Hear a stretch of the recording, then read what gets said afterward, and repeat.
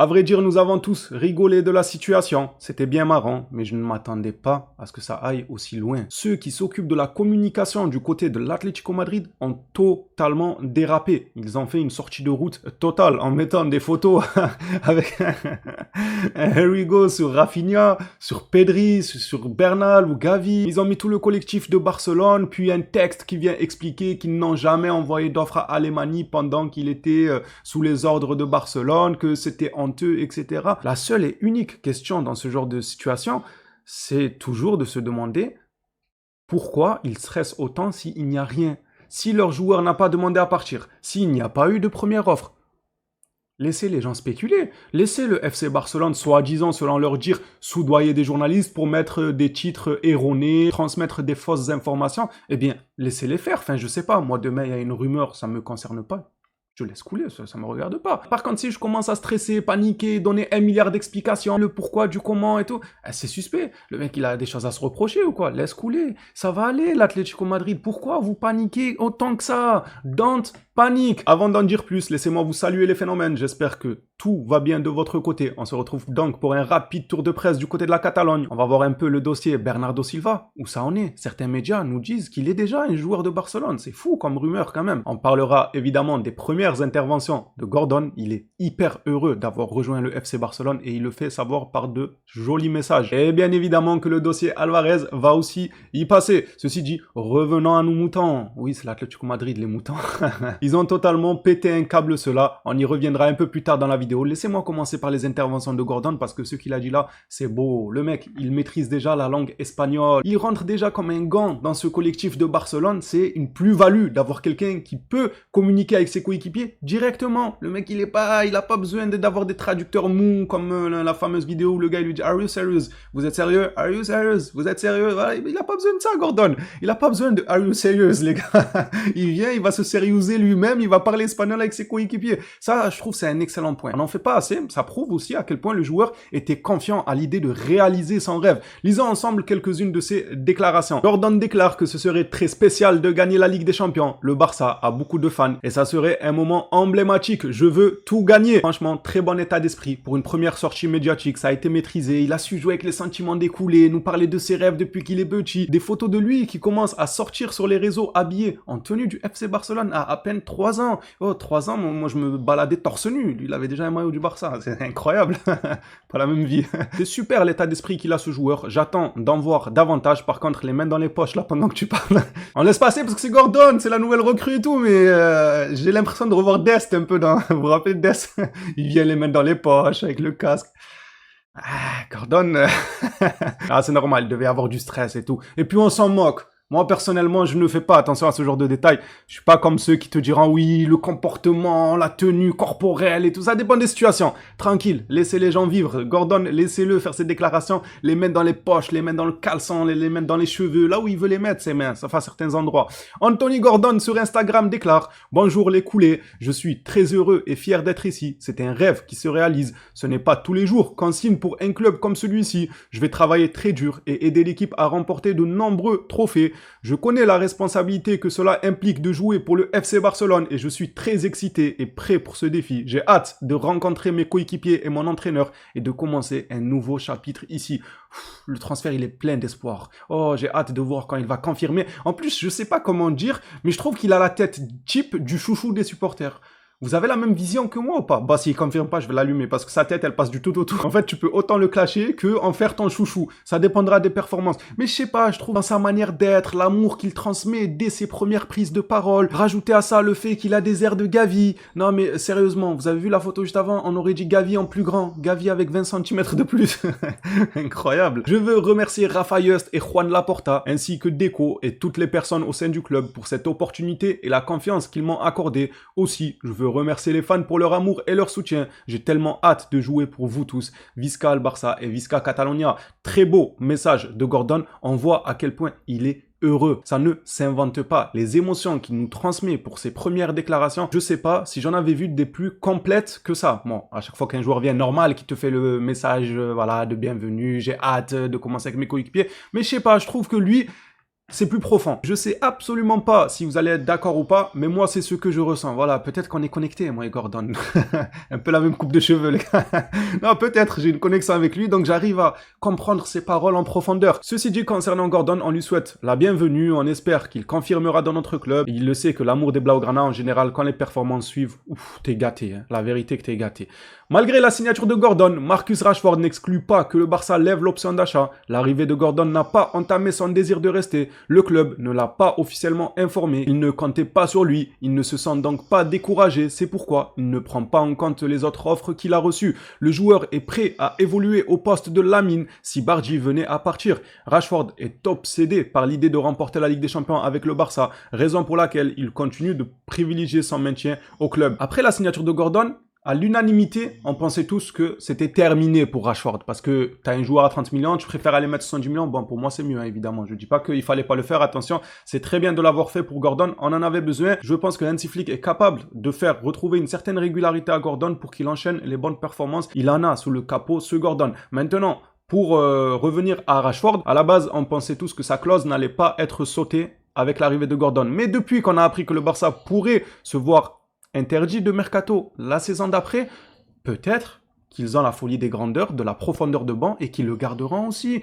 Ça sera pas non plus un joueur en trop. Si les caisses le permettent, avec une réduction de salaire, un contrat étalé sur plusieurs saisons, ça te fait encore un joueur en profondeur de banc et pas des moindres, même si oui, dans le jeu, je peux comprendre qu'il n'a pas satisfait dans l'assistance des buts et des passes décisives pour une première saison, on ne voit pas ça tous les jours. Donc, qui nous dit qu'une deuxième saison, il ne s'adaptera pas un peu plus et tout? Moi, c'est pas moi qui paye, les gars. Je veux juste avoir un excellent collectif, me poser tous les week-ends devant mon club et voir qu'ils sont armés jusqu'aux dents. Je trouve ça assez bizarre que malgré l'arrivée de Gordon, Rashford, il n'y a toujours pas d'officialisation comme quoi Rashford ne reste pas au Barça. Vous trouvez pas? Qu'attend le Barça? En principe, si tu ne comptais pas garder Rashford, tu l'aurais dit. Bon, regarde, il y a Gordon, il a été présenté, il a signé officiellement, on n'a pas besoin de toi, allez, ciao. Et les informations, United récupère Rashford, où va-t-il atterrir la saison prochaine? Enfin voilà, on aurait eu droit à ça. Si on ne l'a pas encore, c'est que le club continue de réfléchir à le garder ou pas. Mais ils n'ont pas encore pris leur décision. Dites-moi vous dans l'espace commentaire, qu'est-ce que vous en pensez? Est-ce que vous le gardez ou pas? Hâte de vous lire. Alors maintenant de Ansu Fati, Mundo Deportivo rapporte que des sources de l'entourage d'Ansu Fati confirment qu'ils sont proches d'un accord avec l'AS Monaco. Le nouveau coach de Monaco, Luis Filipe, tiens, un ancien de l'Atlético Madrid. Mais lui c'est un banc. La vérité, moi j'ai toujours bien apprécié le joueur, le profil, etc. J'espère qu'il fera de belles choses avec le club monégasque. Ceci dit, le coach brésilien a confirmé la piste Ansu Fati. Il y a eu une réunion qui s'est tenue ces dernières heures et Luis Filipe était convié. On lui a demandé son avis et son approbation. Sans quoi, Monaco ne serait pas resté sur Ansu Fati. Le coach brésilien a tout simplement donné son accord et ça va faire du bien, encore une fois, aux finances du FC Barcelone. Franchement, ça bosse bien. Ça bosse très très bien. J'espère que ça va se conclure. Ça sera aussi une page qui se tourne pour Ansu Fati et pour nous-mêmes. On l'a beaucoup apprécié le joueur, on lui a donné sa chance à maintes reprises, de nombreuses fois, on a décidé de lui dire « Ah, c'est peut-être ce moment ». Malheureusement, ce moment, il ne peut pas revenir toutes les saisons sur 10 ou 15 ans. Il faut que les deux parties avancent chacune de leur côté. Regardez qui voilà. Alvarez, les gars, ils ont serré. J'étais choqué. Hier, j'étais au taf et je regardais les informations. Je vois Pedri, here we go, Atlético Madrid.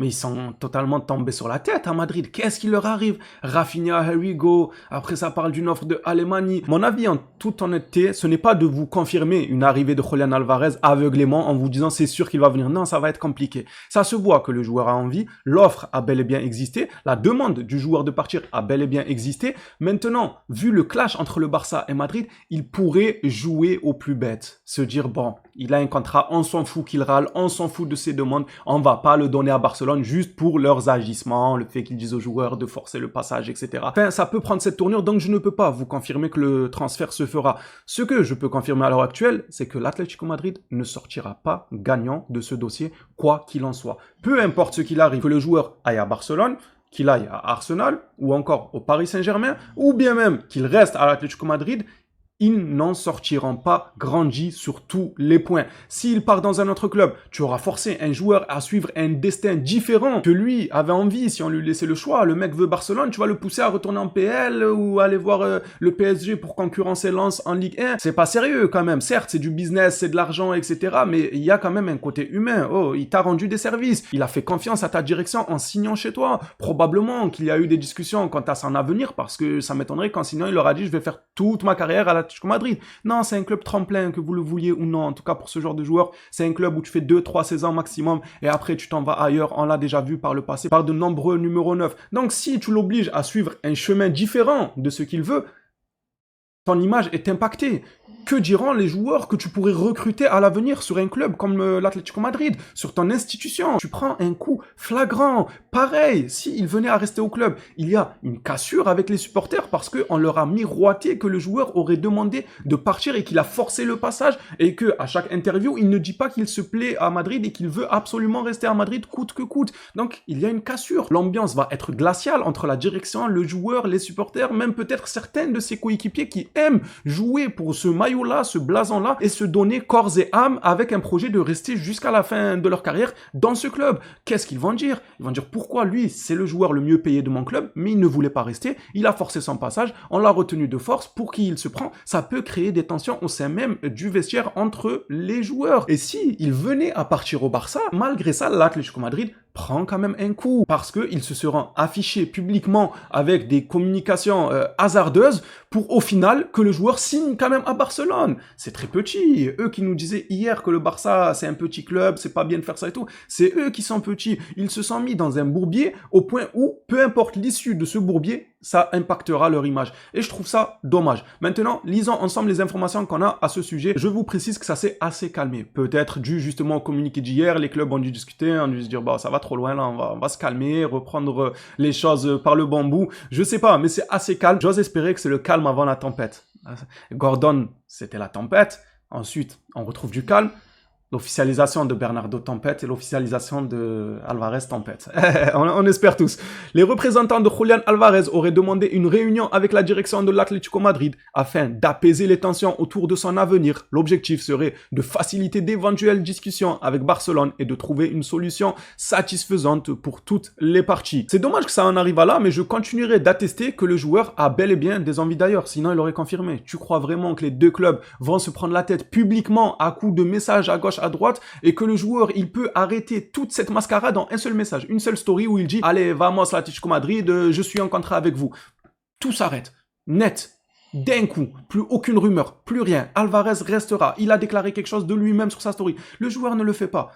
Il veut partir. Madrid prendra un coup dans son image et pour ses futurs recrues, ça jouera pas en leur faveur, je peux vous le garantir. Passons à l'information sur Bernardo Silva. Breaking, les fameux breaking les gars. J'aime trop quand ça écrit Breaking Bad. Ça me fout droit.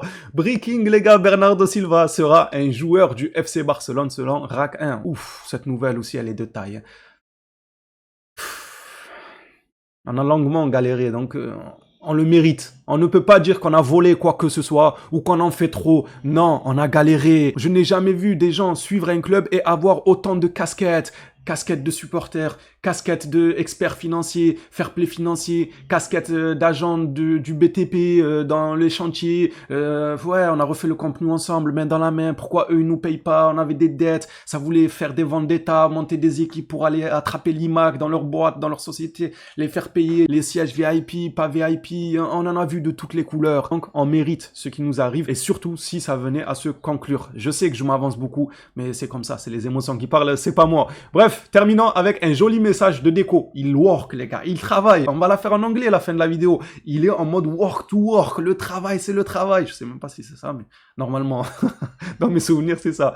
Déco déclare, le travail continue. On continue de travailler dur. Le tout en affichant sa nouvelle recrue en story. Ça veut tout simplement dire qu'il y en aura d'autres. Et ça sera dur. Il dit qu'on continue de travailler dur. Les dossiers sont compliqués, mais il n'y a pas de souci. On ne va pas reculer. Comme quelqu'un me le disait dans l'espace commentaire lors des précédentes vidéos, on est passé du FC intéressé au FC c'est combien? Combien tu veux, c'est tout. Et pour Alvarez, je sais pas si ça en viendra jusqu'à là, que le Barça dise à Madrid, bon ok, vous nous rendez fous, combien vous voulez, 130, allez on n'en parle plus, on aligne 130. Je sais que ça fera parler plus d'un, je serais pas le plus heureux de voir mon club sortir une telle somme, surtout avec le passif qu'on a vis-à-vis de ces sommes-là et les joueurs qu'on a rapportés. Seulement d'un côté, je me dis, Alvarez ne me fait pas penser à Coutinho et Dembélé. Je trouve que c'est différent. Peu importe le prix auquel il sera acheté, je ne pense pas qu'il succombera à la pression et qu'il aura la même destinée qu'un Coutinho ou Dembélé. J'ai ce pressentiment. Attention, je ne justifie pas les 140 ou 150 millions qui vont tomber de la part de Barcelone.